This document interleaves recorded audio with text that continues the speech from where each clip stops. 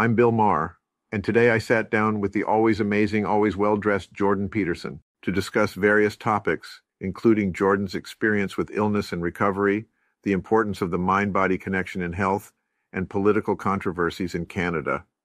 He shared with me how he's been in excruciating pain for years and experienced mental health challenges, but has made a successful recovery. He emphasizes the importance of taking care of both physical and psychological well-being. We talk about Canadian politics and the role of protest in challenging government policies. Jordan criticizes specific actions taken by Canadian politicians, such as freezing the bank accounts of protesters and making misleading statements about the source of funding for protests. We also touch on the societal impact of strict lockdown measures during the COVID-19 pandemic, including the negative effects on children's education and mental health. We reflect on the power of truth-telling and the role of comedians in society. Jordan highlights how even a small number of people who are willing to speak the truth can prevent a descent into totalitarian chaos, and praises comedians for their ability to speak truth in a humorous way. We share our thoughts on how wokeness is not an expansion of liberalism, but rather a deviation from it. I feel that the left is moving away from classic liberalism and towards left-wing authoritarianism. Jordan also introduces the concept of subclinical psychopathy and how there is a correlation between the dark tetrad personality traits, psychopathy, Machiavellianism, narcissism, and sadism, and left-wing authoritarianism. It seems like a small minority of manipulative individuals use compassion as a camouflage to manipulate genuinely compassionate people. Online communication is a factor that enables these manipulative individuals to thrive, as there are no consequences for their actions, and they can make baseless accusations without repercussions. We talk about the addictive nature of technology and how it has changed the way we communicate and behave, as well as the prevalence of pornography on the internet. We discuss women's preferences in pornography and erotic literature, drawing on the concept of the popular novel 50 Shades of Grey. Women tend to have a different kind of pornography preference compared to men. Instead of visual content, women are more attracted to semantic or narrative-driven erotica. Women tend to enjoy stories that involve characters like vampires, werewolves, pirates, surgeons, and billionaires. These characters represent a metaphorical appeal to women, capturing their fantasies and desires. The build-up, or foreplay, is a significant part of the narratives that women find appealing. It emphasizes that the female pornography pattern is not only focused on physical beauty, but also on the protagonist's personality and the secret they hold.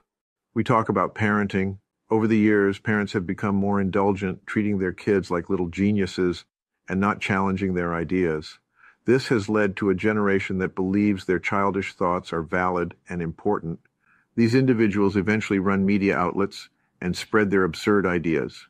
For example, some magazines claim that separating sports by sex reinforces the idea that men are bigger and stronger than women, which is obviously untrue.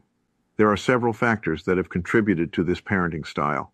Firstly, parents are now older and have fewer children, which means each child is hypervalued. Siblings used to take the narcissism out of children, but now they don't have that competition.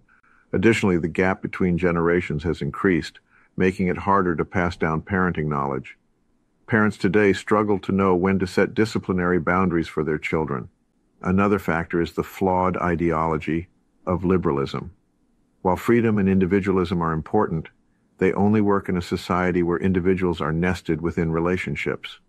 These relationships, such as intimate partners, friends, extended family, and community, help keep people grounded and provide feedback on their behavior.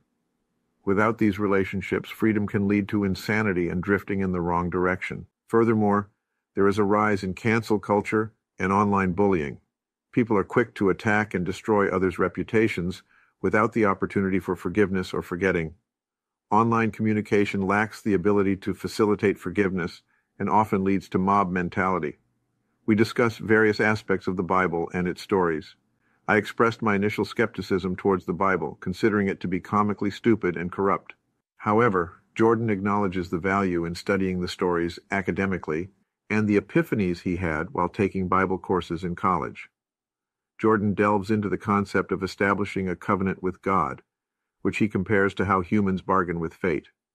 He explains that by sacrificing immediate gratification, humans can make a bargain with the future for better outcomes. We discuss the story of Jonah as an example. Jonah refuses to deliver God's message to the people of Nineveh because he fears the consequences and dislikes them as enemies. As a result, Jonah faces a series of hardships symbolized by the storm, the whale, and being in hell for 3 days. Ultimately, he repents, delivers the message, and the city of Nineveh is spared. Through this story, Peterson emphasizes the moral obligation to speak up and say what needs to be said. He compares the consequences of silence to the destruction of Sodom and Gomorrah. I think that there is a lack of truthful storytelling in Hollywood and a fear of expressing differing viewpoints, which limits creativity and stifles conversation. We discuss the stress and difficulties of relationships.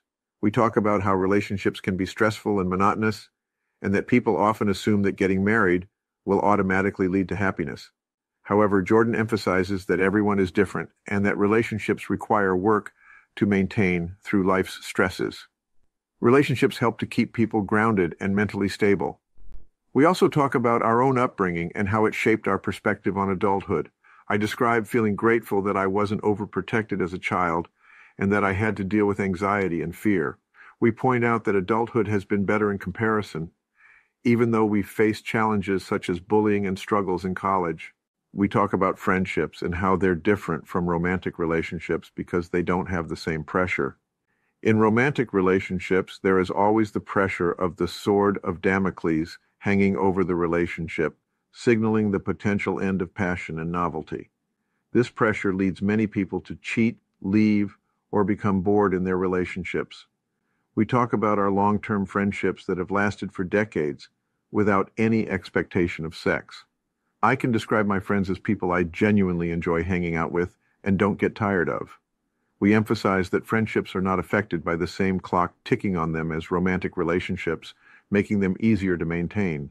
Jordan says that we need to be deprived of someone to some degree before we start to appreciate and become interested in them. This is like when we eat our favorite food every day. Eventually, we get tired of it, and it loses its appeal. But if we don't have it for a while, we start to crave it and appreciate it more when we finally get it. Jordan also talks about the importance of being pleased with the simple things in life as we get older. He mentions a quote by Fran Leewood, who says that when people say you look great as you get older, it's because you look better than they expected for your age. This is like when we buy something secondhand and it turns out to be in better condition than we thought. It's a pleasant surprise and we appreciate it because our expectations were lower. We also talk about traveling. Jordan explains that some people are great travelers, while others struggle with it. We compare traveling to cutting open an orange with a can opener in the middle of the night because there's no knife. It can be frustrating and challenging, and sometimes we just want to be home where things are easier and more comfortable. I'm Bill Maher, and I'd like to thank you for listening to this PodFast summary of my conversation with Jordan Peterson. If you enjoyed this content, please like and subscribe. See you next time.